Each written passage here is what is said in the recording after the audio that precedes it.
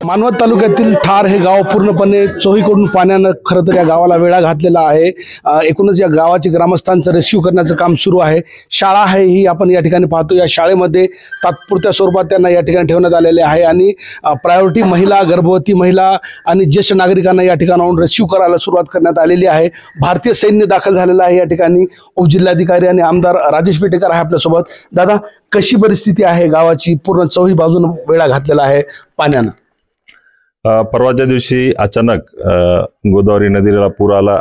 प्रचंड पाऊस त्या ठिकाणी झाल्यामुळं आणि जायकवाडी आणि माजलगाव दोन्ही धरणातनं पाणी सोडल्यामुळं संबंध गोदावरी नदीला प्रचंड प्रमाणामध्ये बॅकवॉटरचा फटका या मानवत, परभणी, सोनपेठ आणि पाथरी तालुक्यातल्या जवळपास 26-27 गावांना या पद्धतीनं पुराचा वेढा आल्यामुळं ही गावं आज त्या ठिकाणी अडकलेली आहेत। निश्चितच प्रशासन कालपासूनच पूर्ण चांगल्या पद्धतीनं ही परिस्थिती हाताळून सर्व गावकऱ्यांना कशा पद्धतीने रेस्क्यू करता येईल, त्यांना कशा पद्धतीने मदत करता येईल त्यासाठी आमचे आपले SDM आमच्या संगीताताई चव्हाण या ठिकाणी कालपासून कार्यरत आहेत। आमच्या मानवतचे तहसीलदार माचेवाडजी ते सुद्धा चांगल्या पद्धतीनं सहकार्य करत आहेत। सोनपेठचे तहसीलदार श्री सुनील कावरके, पाथरीचे तहसीलदार हंडेश्वरजी, ही सर्व मंडळी अत्यंत चांगल्या पद्धतीनं आमच्या सर्व नागरिकांना रेस्क्यू करून त्यांना स्थलांतर कशा पद्धतीनं करता येईल, कुठं ठेवता येईल, त्यांची व्यवस्था कशा पद्धतीनं करता येईल हे कालपासूनच त्या ठिकाणी कार्यरत आहेत। NDRFची टीम जे संभाजीनगरहून या ठिकाणी आलेली आहे, श्री कमलजी त्याचं नेतृत्व करत आहेत। त्यांच्या मार्गदर्शनाखाली जवळपास पूर्ण टीम या ठिकाणी आलेली आहे आणि संबंध गावकऱ्यांना जे काही वयस्कर लष्करी दाखल झाला इथं ना तीच टीम या ठिकाणी आलेली आहे आणि सर्व गावकरी म्हणजे गावातील सर्व वडीलधारी आहेत, वयस्कर आहेत, महिला आहेत, गरोदर महिला आहेत, लहान मुलं आहेत, यांना काही काळासाठी जोपर्यंत पुराचं पाणी ओसरत नाही आणि तोपर्यंत यांना स्थलांतर करण्यासाठी मानवत नगर परिषदेची बोट आणि NDRFची बोट या ठिकाणी कार्यरत केली आहे। आता आम्ही सर्व या ठिकाणी कालपासनं या लोकांना, या सर्व गावकऱ्यांना बाहेर येण्यासाठी अडचण निर्माण होत आहे, बाहेर येता येत नाही। अशा परिस्थितीमध्ये आम्ही सर्वांना विनंती करत आहेत की आपण या ठिकाणी स्थलांतर केलं पाहिजे आणि पुराचं पाणी ओसरल्याच्या नंतर आपण त्या ठिकाणी परत गावामध्ये येऊ आणि आपलं जे काही जनजीवन आहे त्या पद्धतीनं पुन्हा सुरुवात करू। हे तर थार गावची स्थिती आहे। इतर तालुक्याची आणि पूर्ण मतदारसंघाची काय स्थिती आहे? तर गोदावरी आणि दुधना ह्या दोन्ही भाग ह्या पाथरी विधानसभा मतदानामध्ये मुख्यतः त्या ठिकाणी वाहतात आणि मुख्यतः गोदावरीचा भाग हा माझ्या सोनपेठ असेल, पाथरी असेल, परभणी, मानवत या भागातनंच त्या ठिकाणी जातो आणि जवळपास 25-26 गावं या मतदारसंघातले कालपासून त्या ठिकाणी अडचणीत आलेले आहेत। निश्चितच प्रशासन त्या पद्धतीनं सहकार्य करत आहे आणि गावकरी त्या ठिकाणी सहकार्य करत आहेत। सुरक्षित स्थळी या ग्रामस्थांना नेण्यात येणार आहे। निश्चितच कालपासूनच सर्व प्रशासन सज्ज आहे।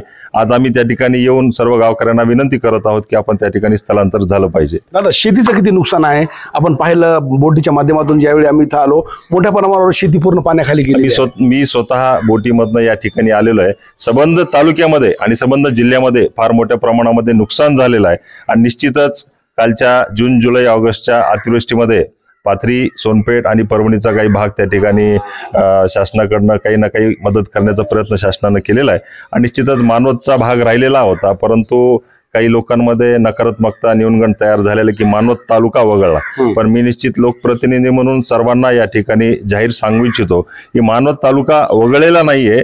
मानवत तालुक्यामध्ये जून, जुलै, ऑगस्ट मध्ये ज्या पद्धतीनं अतिवृष्टीची नोंद व्हायला पाहिजे, 65 ml वर जो पाऊस नोंद व्हायला पाहिजे त्याची नोंद न झाल्यामुळं मानवत तालुक्याला त्या ठिकाणी आपल्याला मदत करता आली नाही, हे बरोबर आहे। परंतु प्रशासन या ठिकाणी मी आता सांगितल्याप्रमाणे संगीताताई चव्हाण आहेत, आमचे माचेवाडजी तहसीलदार आहेत, हे मागच्या या 15 दिवसामध्ये सातत्यानं या आपल्या मानवत तालुक्याला सर्व मंडळांना कशा पद्धतीनं मदत करता येईल, माझ्या शेतकऱ्यांना कशा पद्धतीनं मदत करता येईल त्या माध्यमातून त्यांनी अहवाल करत आहेत। सततचा पाऊस आहे, सरासरी आहे, या माध्यमातून मानवत तालुक्याला निश्चित प्रमाणामध्ये ज्या धर्तीवर सोनपेठ, पाथरी आणि परभणीच्या भागांना काही मदत मिळालेली आहे त्याच धर्तीवर मानवतच्या सुद्धा शेतकऱ्यांना त्याच धर्तीवर त्या ठिकाणी मदत केली जाणार आहे, एवढं सुद्धा तुम्हाला सर्वांना या ठिकाणी मी जाहीर सांगतो। शेतकऱ्यांना काय आव्हान? निश्चित शेतकऱ्यांना सांगतोय की आज परिस्थिती आपल्या हातची बाहेर गेलेली आहे, आपण विश्वास ठेवावा, धीर ठेवावा आणि निश्चितच राज्य सरकार तुमच्या सर्वांच्या पाठीशी भक्कमपणे उभा आहे। आम्ही काल गंगाखेडचे आमदार आदरणीय रत्नाकरजी गुट्टे साहेब आणि मी स्वतः काल आम्ही अजितदादांना भेटलो की आपल्या इकडं ओला दुष्काळ त्या ठिकाणी जाहीर करावा, माझ्या सर्व शेतकऱ्यांना सरसकट जास्तीत जास्त मदत करावी आणि नंतर आम्ही आदरणीय आपल्या महाराष्ट्राचे लोकप्रिय मुख्यमंत्री आदरणीय देवेंद्रजी फडणवीस साहेब यांना सुद्धा भेटलो आणि यांच्याशी सुद्धा चर्चा करून त्यांना सुद्धा तशा पद्धतीने आम्ही विनंती केली की आमचा सर्व जिल्ह्यातला शेतकरी अत्यंत अडचणीत आलेला आहे आणि अशा परिस्थितीमध्ये आपण सरकार म्हणून त्यांच्या पाठीशी भक्कमपणे उभं राहिलं पाहिजे आणि त्यांनी सुद्धा तशा पद्धतीचा शब्द आम्हाला दिलाय की निश्चितच आम्ही कुठल्याही शेतकऱ्यांना आम्ही मदतीपासून वंचित ठेवणार नाही. तर खरं तर ही स्थिती आहे. गोदावरी आणि दुधना नदीनं कुठेतरी रौद्र रूप धारण केलंय. सतत पाण्याची आवक वाढत आहे. मानवत तालुक्यातील थार गाव हा पूर्णपणे पाण्यानं चोही बाजूने वेढा घातलेला आहे. या गावाला या ग्रामस्थांचा रेस्क्यू करण्याचं काम या ठिकाणी सुरू आहे. मोठ्या प्रमाणावर शेतीपिकेही नुकसान झालेलं आहे.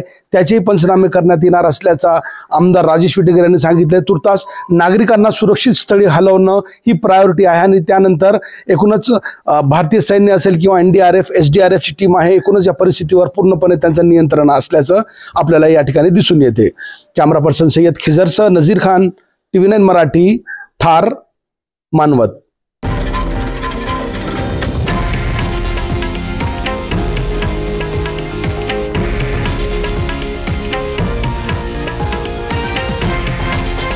हे आहे देशातील नंबर 1 न्यूज नेटवर्क आणि आपण पाहत आहात TV9 मराठी, एकमेव.